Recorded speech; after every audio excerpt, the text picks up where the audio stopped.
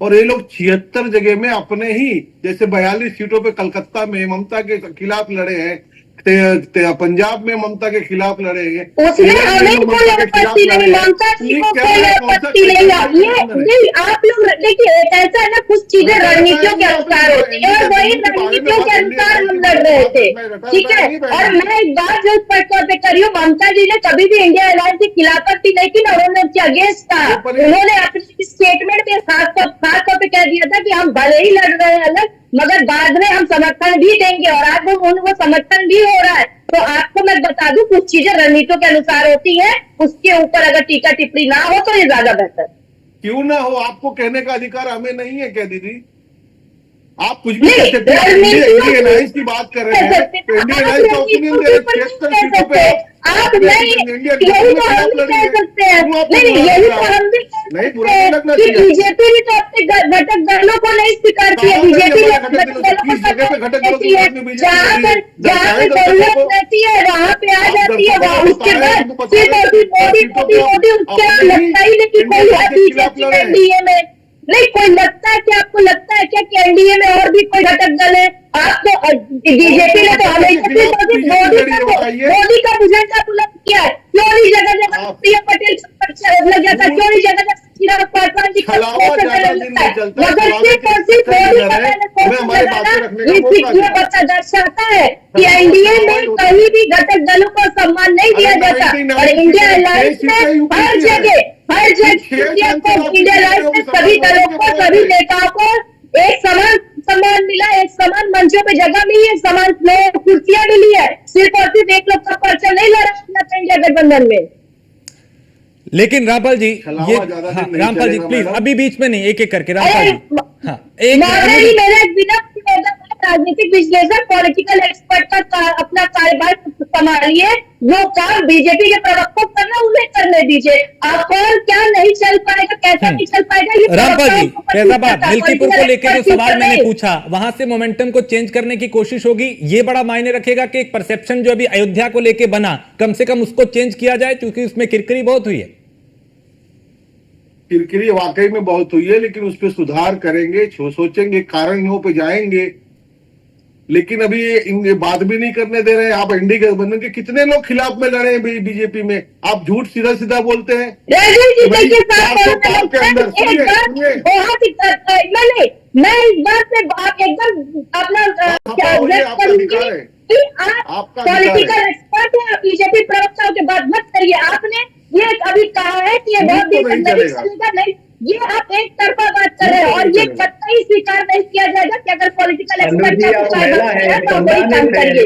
लेकिन इसका मतलब ये नहीं कि आप दूसरों पे अत्याचार करोगे, व्यक्तिगत नहीं, अत्याचार अगर ये कोई भी सुनेगा तो ये कह सकता है कि पॉलिटिकल एक्सपर्ट नहीं अनु जी, आप देखिए उनकी राय से असहमत हो सकती हैं, लेकिन प्लीज व्यक्तिगत टीका टिप्पणी नहीं।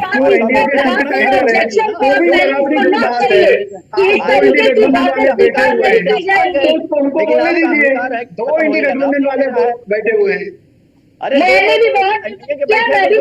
एक कर प्लीज सब बोलेंगे तो देखिए समझ नहीं आएगा, दर्शक को समझ नहीं आएगा आप लोग क्या कह रहे हैं और क्या नहीं। लेकिन प्लीज अपना नंबर आने पे बोले तो ज्यादा आसानी से दर्शक समझ पाएगा कि आप क्या कह रहे हैं, क्या तर्क दे रहे हैं। रामपाल जी से जो मैंने पूछा, अनु जी आप उनसे असहमत हो सकती हैं, लेकिन प्लीज व्यक्तिगत टीका टिप्पणी ना करें, है ना। आप उनके विश्लेषण से असहमत हो सकती हैं कि भाई नहीं हम सहमत नहीं है उन्होंने जो कहा, लेकिन इस तरीके से पार्टी विशेष को लेकर ऐसा वो ना करें। रामपाल जी देखिए, मैं छोटी सी बात रखना था। 400 पार में क्या था? 300 पार बीजेपी, 370 पार और एनडीए 400 पार। चुनाव पूर्व गठबंधन हुआ है, चाहे नीतीश जी हो चाहे वो हो। तो इसको कह रहे हैं कि नहीं वो बैसाखी है। कैसे बैसाखी? चुनाव पूर्व गठबंधन है। आप में तो चुनाव पूर्व गठबंधन था नहीं, आप तो 76 सीटों पर अलग से लड़े। तो ये क्या बोलना गलत है क्या? किसी चीज का जवाब देना तो गलत नहीं होता है। नहीं गलत नहीं होता, लेकिन रामपाल जी जो अभी परिणाम आए, खासकर हम जब उत्तर प्रदेश के संदर्भ में करें, तो समाजवादी पार्टी ने बेहतर किया है ना, इसका श्रेय तो आप उनको देंगे। अब वो चाहे उनको जो भी प्रोपोगेंडा बीजेपी कह रही है कि साहब उन्होंने भ्रमित किया, उन्होंने अफवाहें फैलाई, उन्होंने झूठ बोला, लेकिन बीजेपी उस मोमेंटम को चेंज नहीं कर पाई, उस माइंडसेट को चेंज नहीं कर पाई, उस परसेप्शन को बदल नहीं पाई जो विपक्ष ने बनाया था इस चुनाव में। सही बात है, लेकिन बैसाखी के सहारे कौन है? कांग्रेस क्या अखिलेश के बैसाखी पे नहीं है? अनु जी गठबंधन बैसाखी लिए हम भी वही बात दोहरा रहे हैं कि एनडीए जो ठीक है, था अनुपास 400 पार एनडीए था।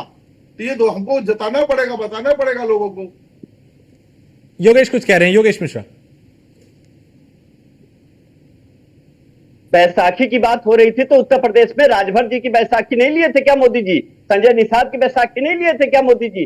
अनुप्रिया पटेल की बैसाखी नहीं लिए थे क्या मोदी जी? रामविलास पासवान के पुत्र की बैसाखी नहीं लिए थे क्या मोदी जी? जीतन राम मांझी के पुत्र के पार्टी की बैसाखी नहीं लिए थे? बिहार की दलों की बैसाखी, यूपी के दलों की बैसाखी, हर दल में महाराष्ट्र में बैसाखी। सुन लीजिए, अरे सुन लीजिए, गठबंधन है। अरे गठबंधन क्या है? आप जब से इंडिया आपका जैसा सपा कांग्रेस का गठबंधन है वैसे उनके गठबंधन है। चुनाव पूर्व है, चुनाव के बाद तो नहीं हुआ ना।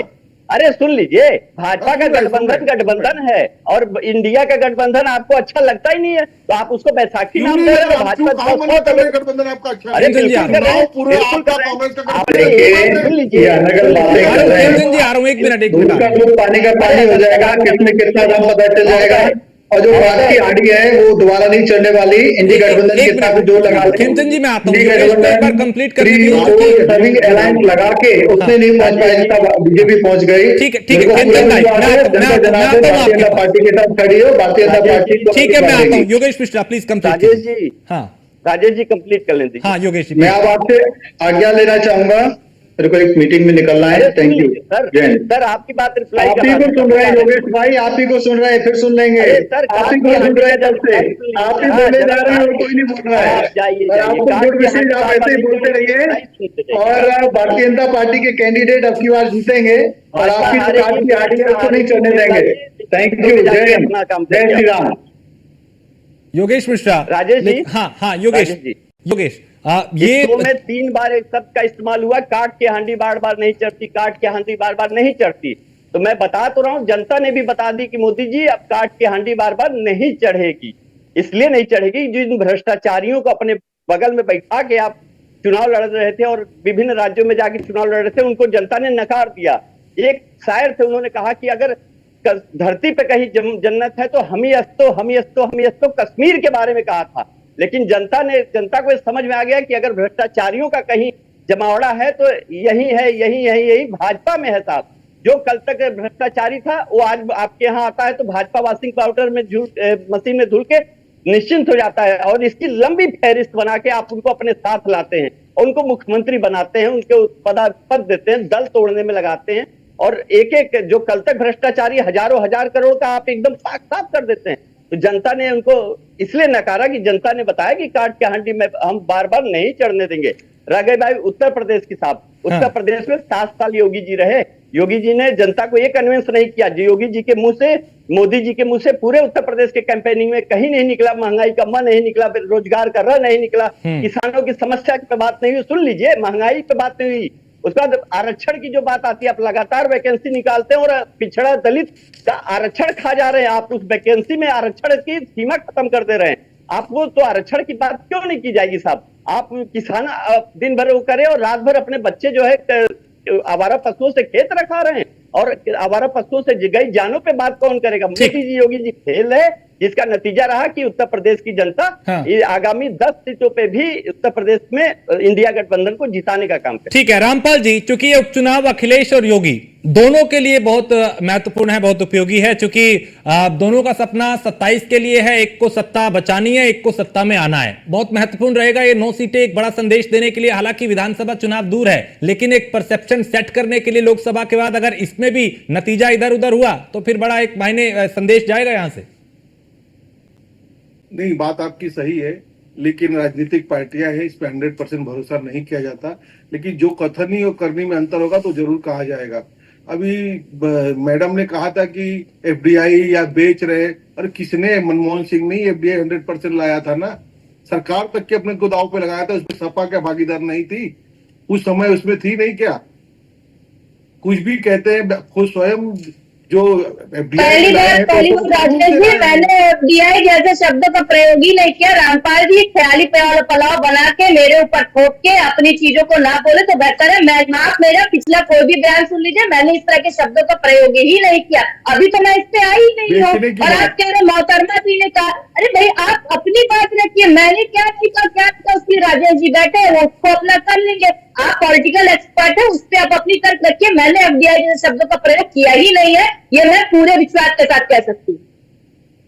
अरे चीजें बेचने के आप ही ने बात की कि किसने की? राजेश नहीं सिंह ने तो नहीं नहीं की। नहीं, प्राइवेटाइजेशन नहीं हो रहा है क्या? प्राइवेटाइजेशन नहीं हो रहा है क्या? प्राइवेटाइजेशन नहीं हो रहा है क्या? 8 एयरपोर्टों को अदानी को नहीं बेचा गया क्या? लगातार कोशिश नहीं की कि जगह जगह पे सारी पब्लिक सेक्टर की नौकरियों को खत्म कर दिया जाए? 2013 में 14 लाख से भी ऊपर पब्लिक सेक्टर की नौकरियां थी, सरकारी नौकरी, और आज की तारीख में 2023 आते आते वही सरकारी नौकरी 8 लाख के नीचे चली गई।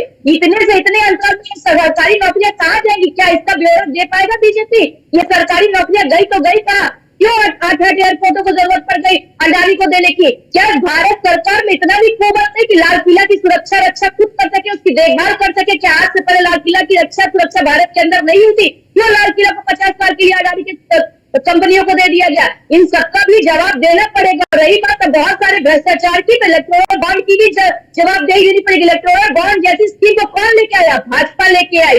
इलेक्टोरल बॉन्ड जैसी स्कीम पहले नहीं थी। अरे भाई, पैसा दे रहा है कोई तो क्यों नहीं उसका ब्यौरा देगा? क्यों नहीं उसका नाम सामने आएगा? मगर ऐसे काली स्कीमों को लाया ही इसलिए गया कि 2016 में जो ये नारा दे रहे थे कि हम काला धन लेके आएंगे, और 2017 में काले धन को छुपाने के इलेक्टोरल बॉन्ड लेके आया गया, जिससे कि लोगों को काला धन जो लाने की बात कर रही थी, जितने भी काले धन थे इस इलेक्टोरल बॉन्ड के जरिए बीजेपी के खातों में गया। इसका पूरा ब्यौरा निकलेगा और हम इसी की बात कर रहे हैं। क्यों नहीं मोदी जी ने अपने पूरे इलेक्शन में इलेक्टोरल बॉन्ड का एक बार किया, मगर इसका जिक्र राहुल जी ने किया कि हम इलेक्टोरल बॉन्ड का पर्दाफाश करके रहेंगे। देखिए, इलेक्ट्रॉन बॉल की बात करते थे, इसके पहले कोई आपने अकाउंट बताया था कि कैसे चुनाव में जीतते थे? और इलेक्ट्रॉन बॉल में आपके भी खाते में 2000 करोड़ रुपए आए? क्या हवा में से आए हैं वो? आपके भी आए 2000 करोड़ रुपए? अब खुद लिया तो डॉक्टर 13 राज्यों में कांग्रेस सरकार, कांग्रेस की अकाउंटों को सीज किसने कराया? कांग्रेस की सरकार, कांग्रेस के अकाउंट को सीज किसने कराया? ईडी का, सीबीआई का छापा पड़वा के सारे लोगों को, सारे जितने भी अरबपति से लोगों से डोनेशन किसने लिया? आज ईडी का छापा पड़ा, उसके बाद आपका तुरंत बीजेपी के खाते में आ जा रहा है इलेक्टोरल बॉन्ड के जरिए पैसा आ जा रहा है। गौमासी की बात करते हैं कि हम गौमासी के नहीं, हम उसके खिलाफत में है। और सबसे ज्यादा 2.5 करोड़ से ज्यादा सारे गौवासी से कंपनियों से बीजेपी को चंदा मिल गया। चंदा लेने में इनको आपत्ति नहीं है, मगर जनता जरूर पीटेंगे। क्या कोई गलत बात नहीं है? गलत बात आप बैठ कर रहे हैं। गलत बात है, गलत बात है, बात रखने नहीं देती हैं भाई। इलेक्ट्रॉन जब हम एक तरफा बात करेंगे, जब एक तरफा बात करेंगे, उसका पूरा विवरण आप लोग देने को तैयार है? क्या बीजेपी ब्यौरा देने को तैयार है? बीजेपी ने तो अदालत में जाके कह दिया कि हम भाई क्यों ब्यौरा दे, क्यों हम बताएं कि हमारे पास पैसा कहाँ जा रहा है, कहाँ से नहीं आ रहा है। कानून क्या बना था वो जान रहे हैं? कानून क्यों बना था? डिटेल मिलेगा उसमें। किसी डायरेक्टली नहीं है, कोई बॉन्ड देता है, एसबीआई से बॉन्ड खरीदता है, किसी भी पार्टी को दे सकता है, उसमें बैंक है, इलेक्टोरल बॉन्ड की ये था उसमें बैंक है, जिसमें नाम नहीं पता पैसा कहाँ से आ रहा है। मुझे ठीक है, वापस मुद्दे पे आइए, 1 मिनट, वापस मुद्दे पे आइए, 1 minute. Yogesh Mishra supreme court ने उसको असंवैधानिक घोषित क्यों कर दिया? आपको सुप्रीम कोर्ट को आप तो सुप्रीम कोर्ट साबित कर रहे हैं, पॉलिटिकल एक्सपर्ट है आप, तो सुप्रीम कोर्ट के भी ठीक है, प्लीज व्यक्तिगत नहीं। योगेश मिश्रा को स्क्रीन पर 1 मिनट। मैं अनुज जी वापिस आता हूँ। योगेश मिश्रा, क्योंकि जो अभी परिणाम आया लोकसभा का, अंग्रेजी में कहते हैं कि बाय चांस, लेकिन साधारण भाषा में कहते हैं कि कई बार तुक्का लग गया। क्योंकि कई बार होता है ना कि कोई हीरो, किसी की फिल्म अगर एक हिट हो जाए तो ऐसा नहीं है कि वो कोई सुपरस्टार बन गया, क्योंकि कम से कम 3-4 फिल्में जब लगातार हिट होती हैं तब वो लोगों को समझ आता है कि हाँ भाई ये हीरो है।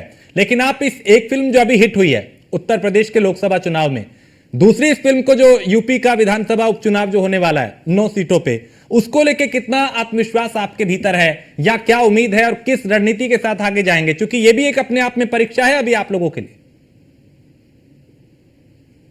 आदरणीय राजेश जी, जो शब्द आप इतने इस्तेमाल किया तुक्का, तो अगर तुक्का की बात है तो जनता का जो मैंडेट है, जनता ने तो हमें आशीर्वाद दिया ना। जनता के आशीर्वाद को तुक्का नहीं कहा जा सकता। अगर बूथ लेवल पे समाजवादी पार्टी के कार्यकर्ता से लेके इंडिया गठबंधन के अन्य दलों के लोग, कांग्रेस के लोग और भी लोग बूथ लेवल पे एकदम ग्राउंड में मौजूद थे और उनकी मेहनत का प्रतिफल है कि इतनी सीटें आई है, तुक्का नहीं है साहब। फिल्म तो फ्लॉप हुई है मोदी जी की। आरएसएस जो इतनी इनकी मात्र संस्था है, वो तो उसने क्लियर कहा ना कि इनका अहंकार हार गया। आरएसएस के इंद्रेश कुमार जी ने कहा, और अगर उसके बाद भी अब अहंकार अगर दिख रहा है तो फिल्म फ्लॉप हुई है भारतीय जनता पार्टी की। हम तुक्के में नहीं जीते हैं, और आप भी जानते हैं कि तुक्का नहीं जीते। अगर तुक्के में होती तो 1 सीट जीत सकते थे, 2 सीट जीत सकते थे, 10 जीत सकते थे साहब। अगर इतने लार्ज नंबर ऑफ स्केल अगर हम तुक्का कहेंगे तो जनादेश का भी अपमान होगा। जनता ने अपनी समस्या को, जनता जब सरकार से कोई बात करने जाती है ना, उसका विरोध करती है, तो सरकारी संस्थाएं करती है कि इसको जेल में डालो, ये बहुत क्वेश्चन करता है, कोई धरना करता है तो उत्तर प्रदेश की प्रथम नीति है कि इसको जेल में डालो, इसके ऊपर मुकदमे लागू, ताकि ये सरकार से सवाल न पूछ सके। अगर हम विपक्ष में इतनी संख्या में है तो जनता को पता है कि ये लार्ज नंबर आप हम इनको दे रहे हैं सांसद, तो मेंबर ऑफ पार्लियामेंट सदन में जाएंगे तो और मजबूती से हमारे क्षेत्र की आवाज को, हमारी आवाज को वहां पे उठाने का काम करेंगे। और दुर्गा की बात, मेरठ में जब रैली कर रहे थे मोदी जी, पहली रैली कर रहे थे अरुण गोविल जी के साथ, तो उन्होंने कहा इट्स जस्ट ए ट्रेलर। उस रैली को उन्होंने ट्रेलर नाम दिया था। उसके बाद लगातार हर राउंड में उनकी फिल्म फ्लॉप होती चली गई, फ्लॉप होती चली गई, फ्लॉप होती चली गई। अंत में उनको भी बैसाखियों की जरूरत पड़ ही गई। हम तो आपके सवाल से बस इतना इत्तेफाक रखते हैं कि साहब आने वाले 10 सीटों पे जो चुनाव होना है ना, हम इंडिया गठबंधन मजबूती के साथ मिलकर खड़े हैं। अगर किसी एक कमरे में कई दिनों से अंधेरा है और वहां पे अगर एक उम्मीद की किरण या जनता ने उसमें उम्मीद दिखाई और एक रोशनी की, तो रोशनी पूरे अंधकार को खत्म कर देता है।